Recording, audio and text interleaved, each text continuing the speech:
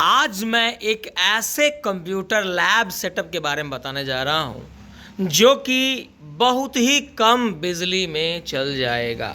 यानी कि आज मैं बताने वाला हूँ कम से कम बिजली में ज़्यादा से ज़्यादा कंप्यूटर कैसे चलाएं।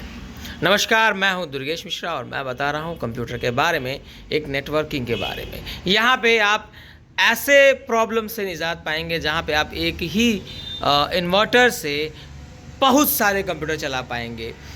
अभी मैं बताऊं तो आप यहाँ पे जो दिखाई दे रहा है ये एक नेटवर्क है। यहाँ पे और भी इंडिविजुअल पीसी लगे हुए हैं, दिख रहा है आप, इंडिविजुअल पीसी लगे हुए हैं। अगर मैं बात करूँ तो यहाँ पे ये एक अकेला पीसी है ना, ये अकेला पीसी कम से कम 100 वाट या 120 वाट लेता होगा। यहाँ पे देखेंगे तो एक सीपीयू रखा हुआ है। ये सीपीयू आपका 60 से 70 वाट लेता है। एक आपका एलईडी हो गया, ये 20-30 वाट जरूर लेता होगा, यानी कुल मिला के 100 वाट ये भी लेते हैं। यानी कि अगर आप 10 कंप्यूटर लगा रहे हैं तो 10-100 वाट बिजली की ज़रूरत आपको पड़ेगी। यानी कि अगर आप एक छोटा सा इन्वर्टर लगाते हैं ना तो वो फेल कर जाएगा, वो उतना बैकअप नहीं देगा। तो मैं एक ऐसे सिस्टम के बारे में डिस्क्राइब करूंगा जो आपके लिए इतना बेनिफिशियल होगा जिससे आप मल्टीपल कंप्यूटर चला पाएंगे बहुत कम बिजली में। मैं बताने वाला हूं आपको थिन क्लाइंट और एन कंप्यूटिंग के बारे में। एन कंप्यूटिंग बोलिए या थिन क्लाइंट बोलिए, इनके बारे में मैं बताने वाला हूँ। यहाँ पे मैं डिस्क्राइब करूँगा कैसे आप एक ही सीपीयू से, देखिए एक सीपीयू 65 वाट, बाकी 20-20, 30-30 वाट के अलग अलग आपको मॉनिटर मिल जाएंगे जो कि इस एक ही सीपीयू से चल रहे हैं। ये सारे एक सीपीयू से चल रहे हैं। इसका कॉन्फ़िगरेशन बताऊँगा, थोड़ा सा वीडियो लंबा होगा, पूरे तरीके से देखिएगा, सीखने को बहुत कुछ मिलेगा। तो इस वीडियो में मैं किसी वीडियो में मेरे सारे वीडियो सिखाने के लिए होते हैं जिनमें मैं आपको सिखाता हूँ टेक्नोलॉजी के बारे में। तो आज के इस टेक्नोलॉजी में हम देखेंगे बिजली की बचत, यानी कि कंप्यूटर को चलाना है कम बिजली में। देखिए क्या करना होगा, सबसे पहले हमें एक सीपीयू लेना होगा। अब ज़रूरी नहीं है कि एक सीपीयू ही लेंगे, ज़रूरी नहीं है एक सीपीयू ही लेंगे। आप एक अपना लैपटॉप रखे हैं, आप लैपटॉप से भी कर सकते हैं, लैपटॉप से भी कर सकते हैं। अगर आपके पास इंडिविजुअल पीसी है, यहाँ पे देखेंगे इंडिविजुअल पीसी है, इस पीसी में ना आप देखेंगे अलग से सीपीयू लगा हुआ है ना अलग से कुछ भी। इस सीपीयू में, इसी में सीपीयू लगा हुआ है, इसी में सीपीयू लगा हुआ है। बस आपको पावर बटन दबाना है। मैं ऑन करता हूँ यहाँ पे, तो यहाँ पे मैं पीछे से ये पावर बटन मैंने ऑन किया और यहाँ से मैंने इसे ऑन कर दिया। एक ही ये अपना इंडिविजुअल है, यहाँ पे कोई सीपीयू का कनेक्शन नहीं है। तो मैं इससे भी एन कंप्यूटिंग कर सकता हूँ। तो यानी एन कंप्यूटिंग या थिन क्लाइंट करने के लिए ना जरूरी नहीं है कि हम सीपीयू खरीद के लाएं। आप एक इंडिविजुअल पीसी ले सकते हो और चला सकते हो। कैसा कॉन्फ़िगरेशन होगा ये मैं बता दूंगा आपको। तो अगर आप सीपीयू लेते हो, अगर आप एक सीपीयू लेते हो तो कम से कम आपको i3 सीपीयू लेना है। कम से कम एक i3 सीपीयू लेना है, 8 GB का रैम लेना है मिनिमम। i3 सीपीयू 8 GB का रैम कम से कम 5 कंप्यूटर को चलाएगा। यानी एक सीपीयू से 5 टर्मिनल चलेंगे, 5 अलग अलग टर्मिनल चलेंगे एक सीपीयू से। अगर आप i3 लेते हो, 8 GB का रैम लेते हो, अगर आपको 6-7 चलाना है, 2-4 कंप्यूटर और बढ़ाने हैं, तो आप i5 लो और 10-12 GB का रैम लगा लो। i5 यानी सीपीयू की कॉन्फ़िगरेशन क्या होगी, जो बनाएंगे वो i5 लेंगे। अगर आप और भी चलाना चाहते हो, 10-12 कंप्यूटर चलाना चाहते हो, तो आप लो i7। तो i7 ले लो और आप मल्टीपल कंप्यूटर को चलाओ। i7 ले लो, आप 10-12 कंप्यूटर को चलाओ। ये कॉन्फ़िगरेशन हो गई। i7 पे कितना, i7 पे 16 GB मिनिमम रैम लगाएंगे, है ना। उसके बाद से SSD ले लेंगे, 512 MB का SSD, 512 GB का SSD ले लेंगे और बाकी i7 लगा लेंगे। इतने से हमारा काम चल जाएगा। i7 पे 16 GB का रैम और एक SSD ले लेंगे 512 GB का। बहुत ज़्यादा है, लेकिन क्या करेंगे, 12 कंप्यूटर कम से कम जोड़ रहे हैं, स्टोरेज तो थोड़ा बहुत चाहिए हमको। तो इतना लेके आप काम कर सकते हैं। ये तो रही सीपीयू की। सीपीयू अगर नहीं है आपके पास, लैपटॉप i7 अवेलेबल है, तो जब लैपटॉप है तो क्यों आप सीपीयू अलग से कसेंगे। तो आप लैपटॉप से, या इंडिविजुअल पीसी है आपके पास, इंडिविजुअल पीसी है यानी इसमें सीपीयू रैम वगैरह सब लगा हुआ है, तो आप इससे भी काम चला लेंगे। इससे फ़ायदा ये होगा ना कि एक टर्मिनल आपको, एक नोड अलग से मिलेगा, एक नोड अलग से मिलेगा। लैपटॉप में भी यही फ़ायदा है कि आपको एक स्क्रीन अलग से मिल जाएगी। बाकी आप जितने स्क्रीन चाहिए वो खरीद लीजिए। अब चलिए, मेरे पास सीपीयू हो गया या लैपटॉप हो गया या मेरे पास इंडिविजुअल पीसी हो गया, मैंने तीनों ले लिया, तीनों में से कोई एक ले लिया। आगे क्या लेना है आपको मैं ये बता दूं। आगे लेना है जितने कंप्यूटर आपको चलाने हैं, जितने टर्मिनल चलाने हैं, चाहे i3 के कॉन्फ़िगरेशन पे चला रहे हो, चाहे i5 के, चाहे i7 के, ठीक है। आप उतने अलग अलग मॉनिटर ले लोगे। तो मॉनिटर कैसा लेना है, मॉनिटर एक अच्छे कंपनी का मॉनिटर ले लेना है। तो मैं तो LG लगाया हूँ, लगभग 5-6 साल हो गया है, लगभग चल रहा है बहुत अच्छे से। तो मैं LG को रिकमेंड कर सकता हूँ, आप LG ले लो। तो आप जो है अलग अलग मॉनिटर ले सकते हो, LG के अलग अलग साइज़ के होते हैं। यहाँ पे ये मॉनिटर आप देख रहे हैं 10-12 हज़ार के आसपास का आएगा। ऐसा मॉनिटर अगर छोटा लेते हैं उससे तो 7-8 हज़ार 8 हज़ार के आसपास का आ जाना चाहिए। तो ये समय के हिसाब से है, क्या उस समय कॉस्टिंग है ये उसके हिसाब से है। तो ये आपको सबसे पहले क्या करना है, मॉनिटर ले लेना है। मॉनिटर लेने के बाद से क्या लेना है, अगला प्रोसेस जानेंगे। तो एक हमें डिवाइस लेना होगा थिन क्लाइंट के लिए या एन कंप्यूटिंग के लिए। अलग अलग ब्रांड के अलग अलग थिन क्लाइंट या एन कंप्यूटिंग डिवाइस आते हैं। एन कंप्यूटिंग के नाम से आता है, डेल का आता है, अलग अलग कंपनीज़ का आता है। 2,500 से 3,000 5,000 में आ जाते हैं। ये डिवाइस लेना है। मॉनिटर के पीछे ना स्पेस होता है इसे कसने के लिए, मॉनिटर के पीछे स्पेस होता है। मैं स्पेस दिखाता हूँ कहाँ स्पेस होता है मॉनिटर के पीछे। तो यहाँ पे मेरे पास एक मॉनिटर है और यहाँ पे देखेंगे स्पेस यहाँ पे है, ये स्क्रू है। यहाँ पे वो थिन क्लाइंट डिवाइस ऐड हो जाएगा, यानी कि यहाँ पे स्क्रू से कस दिया जाएगा। तो ये पीछे कस दिया गया। यहाँ पे आप देख रहे हैं तो VGA पोर्ट है, ये पावर प्लग है मॉनिटर का। इतना आपको तो क्या करना है, थिन क्लाइंट डिवाइस एक ले लेना है। थिन क्लाइंट डिवाइस के साथ आपको उसका पावर केबल मिलेगा जो पावर देगा आपको। यहाँ पे आपको एक एक लैन लेना होगा। लैन क्या है, लैन केबल लेना होगा। और ये जो है ना, इसकी साइज़ जो होती है 512 MB, इसमें आपका लगा होता है रैम। तो यहाँ पे आपको एक लैन केबल लेना है। लैन केबल, अब लैन केबल एक नहीं लेना है, जितने कंप्यूटर में थिन क्लाइंट लगाएंगे, नहीं जितने टर्मिनल बनाएंगे उसके लिए बता रहा हूँ मैं। मॉनिटर लिया, ये डिवाइस लिया, लैन केबल लिया, VGA केबल भी लेना है, VGA केबल ले लिया। अगर आप बल्क में लेंगे ना तो एक VGA केबल आपको 20-25 रुपये का पड़ जाता है। अलग से माउस और कीबोर्ड ले लेना है, यानी माउस कीबोर्ड यहाँ पे लगा हुआ है।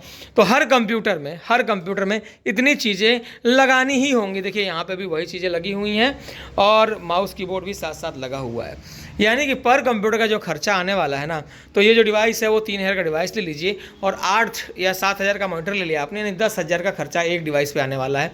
अगर हम 12 का बना रहे हैं तो 1,20,000 का हमारा अलग से डिवाइस लगेगा। और एक आप कंप्यूटर लेते हो या CPU लेते हो, उसका खर्चा ये अलग से आ जाएगा। यानी कि आपका कुल मिला के 1,60,70,000 में आपका कंप्यूटर कनेक्शन शुरू हो जाएगा, यानी बन जाएगा। अब सबको क्या करना है, तो सबको जोड़ देना है। देखिए कुछ नहीं किया है, ये बना बनाया लैन केबल आता है, बना बनाया लैन केबल, ये सब पे लगा देना है। यहाँ पे देखिए सब पे लगा हुआ है, सब पे लगा देना है। यहाँ पे देखेंगे तो ये सब पे लगा हुआ है। सबका क्या करना है, ऐसे ही जोड़ देना है। कीबोर्ड माउस लगा देना है, लैन केबल लगा देना है। अब सब ये लैन केबल का दूसरा हिस्सा कहाँ लगेगा, तो दूसरा हिस्सा हम लगाने चल रहे हैं। तो आ जाते हैं दूसरा हिस्सा लगाने के लिए। तो यहाँ पे देखेंगे आप, तो यहाँ पे स्विच लगा हुआ है, ये देखेंगे यहाँ पे स्विच लगा हुआ है। स्विच एक डिवाइस है जो कि नेटवर्किंग के काम में आता है। ये स्विच देखेंगे, कई सारे यहाँ पे केबल कनेक्टेड हैं, सारे यहाँ पे लग जाएंगे। एक केबल ये जो दिखाई दे रहा है ये तो पावर केबल है, नीचे यहाँ पे पावर केबल लगा हुआ है जो मैं फिंगर्स पॉइंट कर रहा हूँ। ये केबल जो है ना, ये CPU में जाएगा या आपके लैपटॉप में जाएगा या कंप्यूटर में जाएगा। एक केबल कंप्यूटर में जाएगा, बाकी सारे अलग अलग जो कंप्यूटर जोड़ रहे हैं उनके कनेक्शन है। यहाँ से ये केबल जो है आप ले आके और CPU में अपने लगा देंगे। तो यहाँ पे देखेंगे तो CPU में मैंने लगा दिया है, यहाँ पे CPU में लगा हुआ है। या फिर आपके लैपटॉप में भी कहीं ना कहीं पोर्ट अवेलेबल होगा, तो लैपटॉप में भी पोर्ट यहाँ पे है। तो ये मैं लैपटॉप का पोर्ट दिखा रहा हूँ, यहाँ पे पोर्ट है, यहाँ पे लगा हुआ है, यहाँ पे हम प्लग कर देंगे। तो ये प्लग हो गया। अब प्लग होने के बाद से आपको कुछ सेटिंग करनी होती है, वो सेटिंग मैं आपको बता रहा हूँ। बने रहिएगा, वीडियो बहुत इंपॉर्टेंट है, बहुत कुछ देखने और सीखने को मिलेगा। अब इसके बाद से हमको क्या करना है, हमको यूज़र बनाना होता है। यूज़र बनाएंगे, यूज़र कैसे बनाएंगे भैया, तो यूज़र बनाने के लिए हम चलेंगे दिस PC में। दिस PC कोई फोल्डर खोल लीजिए, यहाँ पे माई कंप्यूटर है। आप अगर विंडोज़ 10 चला रहे हैं तो वहाँ पे आपको दिस PC दिखाई दे देगा, यानी दिस PC के नाम से वहाँ पे दिखाई देगा। अब यहाँ पे राइट क्लिक करना है, मैं राइट क्लिक करता हूँ और मैं मैनेज पे चलता हूँ। मैनेज पे जब आप जाएंगे तो आपको, अब देखेंगे मैनेज खुल रहा है मेरा, थोड़ा टाइम लग रहा है। यहाँ पे जाने के बाद से ना आपको लोकल यूज़र एंड ग्रुप मिलेगा, इसे खोल लेना है। उसके बाद से हमको आना है यूज़र्स में। यहाँ आने के बाद से आप यूज़र बना लेंगे, क्योंकि हर एक कंप्यूटर में ना यूज़र होता ही होता है। देखेंगे मैं इसको लॉग आउट करता हूँ, तो यहाँ पे मैं चल के इसको यहाँ से डिस्कनेक्ट करता हूँ, तो देखेंगे यूज़र बना हुआ है। हर एक कंप्यूटर के लिए एक यूज़र होगा, यहाँ पे यूज़र 4 बना हुआ है। तो हमको यूज़र बनाना ही होता है, ये यूज़र बना हुआ है। तो यहाँ पे यूज़र बनाना है, यानी ये यहाँ पे जितने कंप्यूटर जुड़े हैं, अगर आप 10 जोड़ रहे हैं तो यहाँ पे 10 यूज़र, 12 जोड़ रहे हैं तो 12 यूज़र बनाना ही पड़ेगा। अब ऑपरेटिंग सिस्टम कौन सा होगा, तो प्रोफेशनल डालेंगे, विंडोज़ प्रोफेशनल आप डालेंगे, उससे कनेक्ट कर लेंगे। लाइनक्स से भी कर सकते हैं, यहाँ पे मैं विंडोज़ प्रोफेशनल पे बता रहा हूँ। अब क्या करना है, तो राइट क्लिक करना है और न्यू यूज़र पे जाना है। न्यू यूज़र पे जाएंगे और यूज़र बना लेंगे। मैं बना रहा हूँ USER यूज़र 4। यहाँ पे यूज़र 4 अपना टाइप करेंगे, उसके बाद से पासवर्ड डालेंगे, कंफर्म पासवर्ड डालेंगे। यूज़र मस्ट चेंज को हटा के यूज़र कैन नॉट या यूज़र नेवर है ना, यहाँ पे पासवर्ड नेवर एक्सपायर पे क्लिक करके क्रिएट कर देंगे। ऐसे करके आप मिनिमम अपने जितने यूज़र चाहिए उतने यूज़र बना लेंगे। ये तो हो गया यूज़र का बनाना, पहला काम यूज़र बनाना होता है, पहला काम यूज़र बनाना होता है। दूसरा काम क्या करना है भैया, तो दूसरा काम जब यूज़र बना लेते हैं हम, तो यहाँ पे चलते हैं। मैं यूज़र बना चुका हूँ, अब आना है दिस पीसी पे, यानी माई कंप्यूटर दिस पीसी पे आना है और प्रॉपर्टी में चलना है। प्रॉपर्टी में चलना है, चाहे विंडोज़ 10 हो चाहे 11 हो, सब में ये सेटिंग मिलनी ही मिलनी है। अब यहाँ पे आने के बाद से एडवांस सिस्टम सेटिंग में आना है और एडवांस सिस्टम सेटिंग में आने के बाद से रिमोट पे क्लिक कर देना है। अब यहाँ पे कह रहा है रिमोट डेस्कटॉप, ये दिखाई दे रहा है रिमोट डेस्कटॉप, यहाँ पे लिखा है don't allow connection to this computer. इसे करेंगे हम अलाउ, इसे करेंगे हम अलाउ रिमोट के लिए, यहाँ पे ओके कर देंगे। अलाउ हो चुका है। और सेलेक्ट यूज़र, जितने भी यूज़र आपने बनाए हैं उन यूज़र्स को यहाँ से जाके एडवांस से जाके ऐड कर लेना है। तो मैं एक यूज़र बना के ऐड करके दिखाता हूँ कैसे ऐड होगा, फिर हम आगे बढ़ेंगे। तो आते हैं माई कंप्यूटर पे और आ जाता हूँ मैं प्रॉपर्टी में, प्रॉपर्टी में आ गया हूँ। मैनेज पे चलते हैं, यहाँ पे मैनेज पे आ जाएंगे और यूज़र्स पे चलेंगे। यूज़र्स आ रहा है, उस पर हम चलते हैं। तो बने रहिएगा, पूरा वीडियो ज़रूर देखिए। यहाँ पे आ जाएंगे, एक यूज़र में बना ले रहा हूँ, न्यू यूज़र। यूज़र का नाम क्या है, तो मैं यूज़र का नाम इस समय मेरा कीबोर्ड ज़रा डिस्कनेक्टेड है, मैंने USB कीबोर्ड लगाया हुआ है, तो मैं कीबोर्ड ज़रा लेके आऊँ। तो एसेसरीज़ में कीबोर्ड होता है भैया, यहाँ पे आ जाएंगे और एसेसरीज़ में मैं कीबोर्ड ढूंढ रहा हूँ। Where is keyboard, ease access कहीं है, यस। यहाँ से मैं कीबोर्ड ले लूँगा और यूज़र मैं बना लेता हूँ। यहाँ पे आ जाएंगे तो इस पर मैं लिखूँगा यूज़र USER यूज़र, और ये यूज़र 1 मैंने बना लिया है। और इसे मैं करूँगा पासवर्ड दूँगा। यहाँ पे पासवर्ड देना एकदम मैंडेटरी है, पासवर्ड आप दे देंगे। पासवर्ड मैं फिर से दे रहा हूँ 1 2 3, पासवर्ड वही देंगे जो याद रखेंगे। और यहाँ पे मैं इसे क्रिएट पे क्लिक कर दूंगा। यूज़र मस्ट जो है इस पर क्लिक करके हटा देना है, नेवर एक्सपायर पे क्लिक देना है, क्रिएट। एक यूज़र बन गया, एक और यूज़र बनाइए।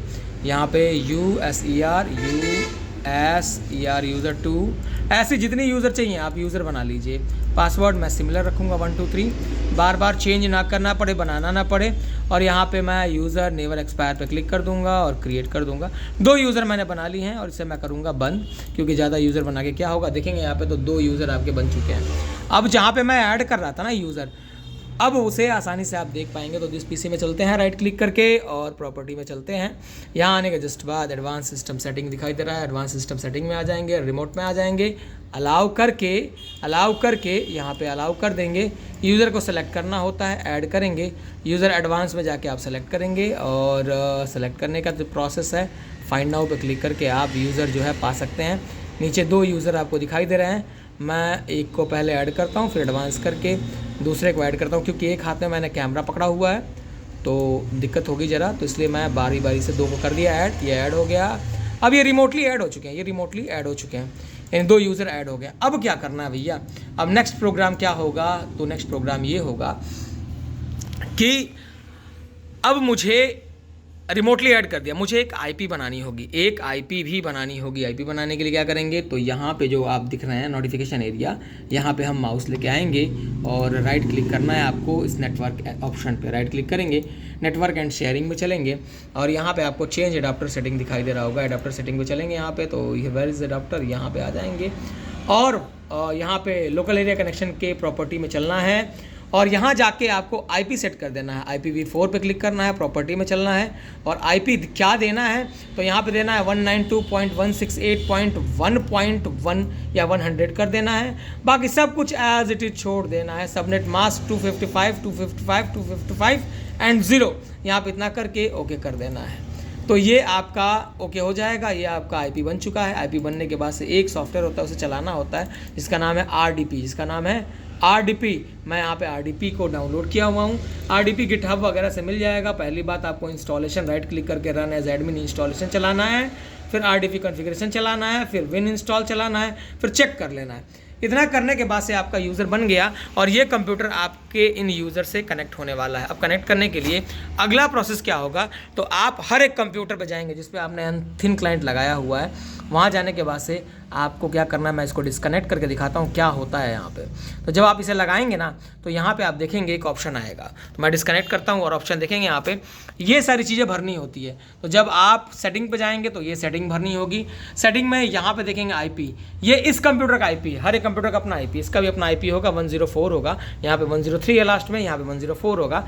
सबनेट मास्क मैंने जो वहाँ डाला था और रूट जो मैंने वहाँ डाला था वो ये डाल देना। यहाँ पे ये IP उस कंप्यूटर की IP है, उससे ये डाल के इसको ओके कर देना है। आपका कंप्यूटर प्रॉपर वे में जुड़ जाएगा और आप थिन क्लाइंट एंड कंप्यूटिंग चला पाएंगे। बने रहिए ऐसे वीडियो के लिए दुर्गेश सर के साथ। Thanks for watching, like share subscribe please, bye bye.